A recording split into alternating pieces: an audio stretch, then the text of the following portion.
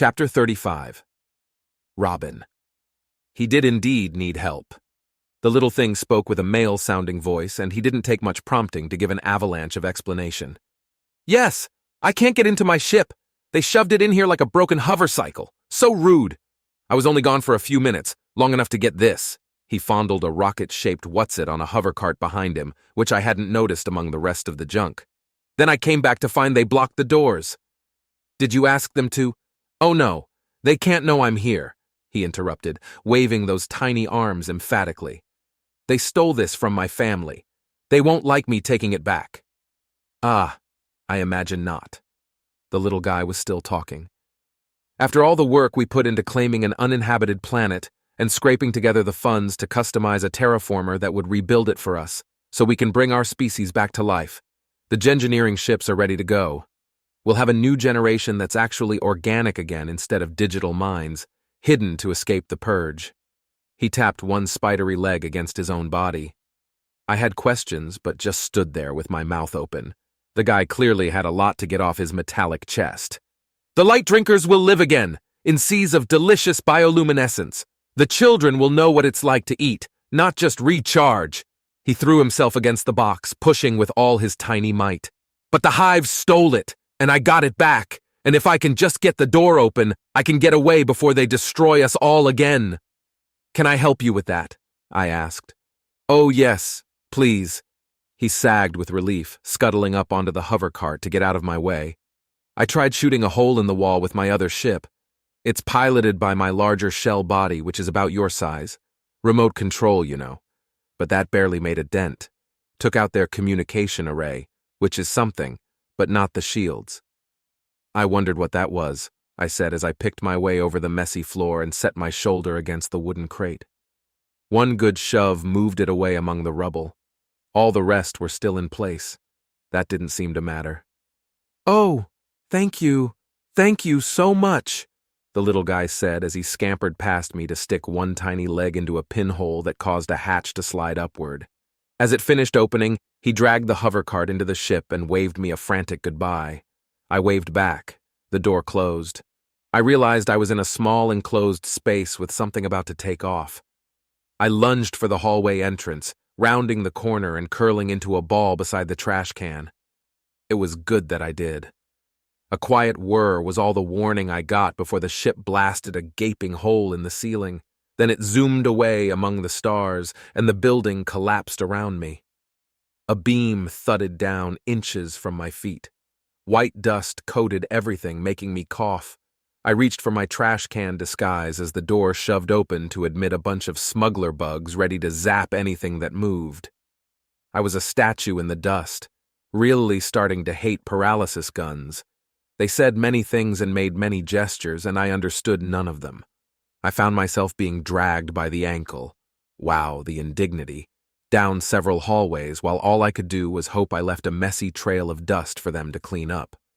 Finally, they threw me into another room with a fine view of the floor. More sharp words, then a door locked. So you're not a ghost, said a human voice. Someone brushed dust off my clothes and turned me over. A short Latina in reddish work pants and a gray shirt with a wrench logo. I'd never seen her before, which was more than a little strange. The list of humans on the planet was short. But then this whole criminal compound wasn't supposed to be here, so I guess it wasn't that strange. While she waited for me to thaw enough for a proper conversation, the stranger told me her side of things. Apparently, her name was Jacinta, and there was a lot going on that wasn't supposed to be. We're hoping that the terraformer is easy to find and that Loyal can also find us after he's got it, she was saying when I started to thaw. Honestly, the whole thing is more than a little slapdash, but we didn't have a lot of options. I couldn't quite move my jaw yet when the door opened for a repeat performance. This time they threw in a familiar-looking jumpsuit that flopped like a rag doll. "Khan!" Jacinta said as the door shut, and I strained my eyes sideways to see. Something was climbing out of the suit, something with tentacles and a vocabulary full of complaints. Ah, that made a lot more sense. "Any word from Loyal?" the tentacle alien asked. Khan, I assumed. "No, not a thing," Jacinta said. "Do you know what those explosions were?" I know the Hive shot back at something with the ground-to-space guns, Khan said. I heard them talking about it. Otherwise, I don't know. The communication with their ships in space is down too. He looked toward me. Maybe our new friend broke them. Who's this? I haven't had the chance to ask, Jacinta said. Looks like she'll be able to tell us soon, though. An octopus-like face suddenly loomed inches from mine. Hi there. Can you talk yet? With some difficulty, I found that I could. Yes.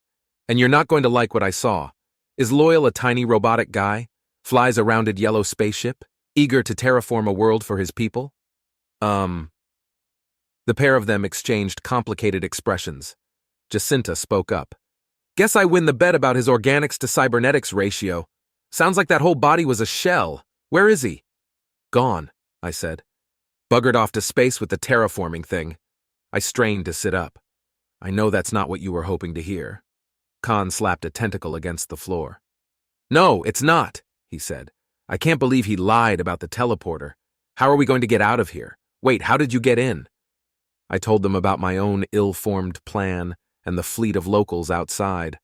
As I'd suspected, these guys confirmed that the farmers didn't stand much of a chance against the arsenal that these high-tech criminals had on hand. Hopefully they'll see that and keep their distance, I said. Maybe they can get someone else to help. I have no idea who's close enough right now, though, and the timeline is short to shove one of these guys in front of a camera to prove that it wasn't humanity's fault about all the rabbits. Police? Suggested the tentacle guy. Doubt it.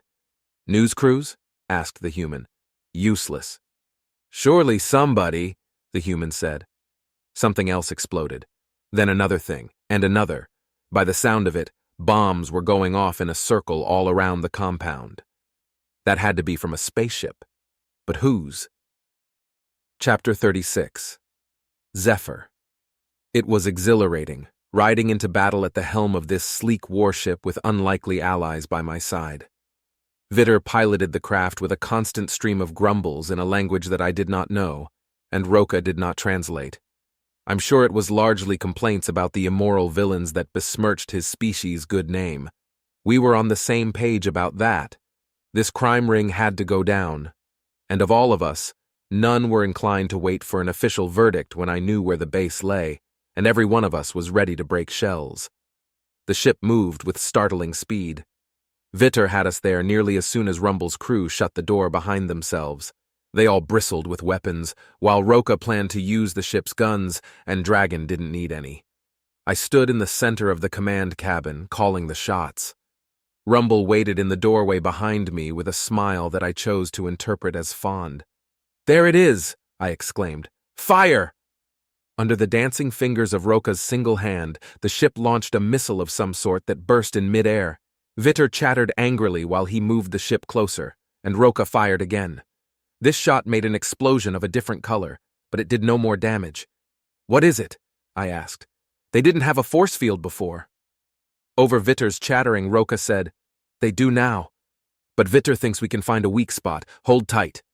The ship moved in a circle, firing around the compound, while insectile villains appeared at the doors with weapons to fire back at us. These made more of an impact than Rumble's had, but not by much. I was wondering why they didn't have anything more impressive when we reached the wall with the gaping crater. A separate hole marked the ceiling nearby. Rumble laughed. They've already got problems. Come on, land this thing and let's go make 'em worse. His cronies chorused agreement behind him. Vitter said something, to which Roka nodded. We may have allies inside, she said loudly. We don't know what caused that hole. Only fight those who offer you a battle. She repeated this to Dragon, who nodded with an audible woof through his nostrils. Vitter said something else, which Roka didn't translate until she'd followed his pointed directions to retrieve an orange can of something from what looked like the previous pilot's interrupted lunch. She held it up for all to see and said simply, The bad guys inside look like Vitter. Make sure you don't shoot him. She handed it to Vitter, who popped the lid and dumped an unpleasant-looking bright orange sludge over his own head. He complained loudly while he smeared it around. Roka helped get it down his back. Then he promptly went back to the controls. A leaf-green bug man with silver joints, liberally smudged with orange. There definitely wouldn't be another of those inside. At least it smelled appetizing, like some form of seafood. Vitor spoke briefly as he turned the ship toward the crowd of enemies leaving the building from all sides. They carried a variety of weapons now. Roka shot a few of them. So dramatic, like an action adventure. Then they shot our ship, and there was no more question of when to land and resume the battle on foot. It was something of a sudden impact. My shell hit the floor hard.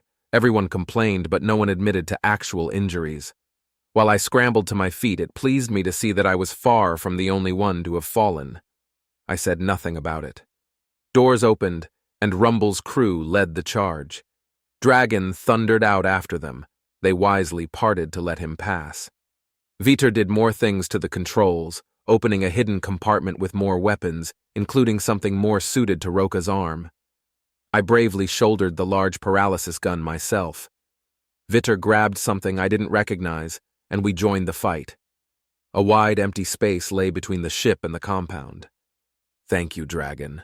And thank you, Rumble. He and his crew were doing a marvelous job of keeping the attackers back.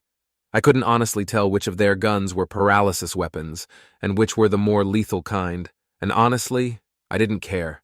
This smuggling ring would go down by any means necessary. Vitor plowed a speedy path toward the building, with Roka and myself close behind. Close-ish, in my case. These aliens were fast. I kept my wits about me as I ran across the grass, with my weapon ready and my eyes darting in all directions. When I neared the building, I saw movement in the distance. Dozens of trucks hovered at the edge of the canyon, with a veritable crowd of rockbacks. Maybe they were the ones who had shot the building. "Roka!" I shouted over the gunfire. "We should join up with—" But as I spoke, they all got back into their trucks, with a struggling bug alien tied up in the back of the biggest one. The bulk of the fleet turned and peeled off toward the distant town, leaving only 2 vehicles parked by some boulders, as close to out of sight as possible. The drivers observed the battle from afar. "Never mind," I told Roka. She glanced at the dust cloud and nodded. We proceeded toward the enemy stronghold. Vitor was already at the door, crouched to peek in at ground level. He waited for us before slipping inside. We followed. So did Rumble's crew. The next few minutes were a wash of turmoil, running and shooting and hiding and pretending we had more of a plan to this than just wreck everything. Not that we needed one, really. Dragon, in particular, was great at wrecking everything. He smashed in every door that we passed and broke anything that he decided looked dangerous. The villains fought back, but only the lower-ranking ones without any spangles on their exoskeletons. I started to get concerned that the masterminds were either gone, hidden deep, or about to mount a surprise attack. I was distracted from these worries by the sound of a familiar voice. "In here!" Robin yelled from behind a door. "Let us out!" 2 other voices joined her, speaking in several languages as the captives pounded on the door. Dragon was the fastest, but I was closest, and I found that the door didn't need a key from this side. I swung it wide, greeting my friend with a smile, a paralysis gun, and a small army. "You're free!" "Zephyr!" Robin exclaimed, clearly delighted. She and the other 2 spilled out of the room, another human and a tentacle person. Were those the 2 we'd met earlier? Impossible to tell. Everything was moving too quickly to be certain, what with the ongoing battle and the shouting and Dragon charging off to wreck something else. Now was not the time for chatting. "Got any more of those?" Robin asked, pointing at the paralysis gun. "I think Vitor does," I said, searching for the orange and green. There he was, yes, with a couple spare weapons slung around his waist junction, nearly as food-covered as he was. He didn't mind parting with them, and no one complained. "This way," I declared, pointing in the direction Dragon had gone. We went that way in a mad charge that shook the floor. I had never felt so alive. We made good progress through the compound, wreaking havoc as we went, fanning out to check every hallway, until one of Rumble's people who'd run ahead dashed back to report what looked like the leaders escaping. That wouldn't do. We changed our angle of attack and ran for it. Only a portion of the army remained with me at this point. I couldn't tell at a glance how many had gone a different way, but it was lots. I heard Dragon off to the side, smashing something made of glass, and Robin had stuck close to me, but otherwise, the familiar faces were all down different hallways. I wished them all well, and focused on running faster so I could stop the villains who had caused so much tragedy in my family and community. We reached a secondary hangar. The first was a lost cause, with only one ship and a ceiling open to the sky. A handful of spangled bug leaders were climbing in. I shouted and fired, and I wasn't the only one, but the ship lay in its own private force field bubble. We could only watch as the last criminal stepped inside, the engines roared to life, and the door slowly shut on our only chance of catching them. I screamed in rage and threw myself against the force field. I could see them laughing at me through that open door. Other people around me fired weapons, but it did nothing. Then localized chaos erupted inside the ship, with the villains shouting and moving around in the tight quarters, and the faint sound of yet another gun going off. The villains by the door shoved each other in an effort to leave the ship. A yellow one sprang out, only to get zapped in the back by a paralysis beam. He clattered to the floor inside the force field while the ruckus in the ship settled into an eerie calm. Those of us outside quieted in confusion. Then a single bug alien stepped outside, holding a paralysis gun aloft in victory. He was green, with no spangles. His joints were silver, and there was hastily wiped off orange coloring in every crevice. I learned later that Vitter's triumphant shout said, "They are bringing bad name to the species no more." Cheers shook the room. Vitter bowed theatrically, then stepped back inside to turn off the motor and the force field. We all stampeded over to congratulate him and tie up the villains securely. They would face the law, at long last. I couldn't be happier. At least I thought so, until Rumble gave my cheek a caress and a wink. Suddenly the future looked absolutely grand.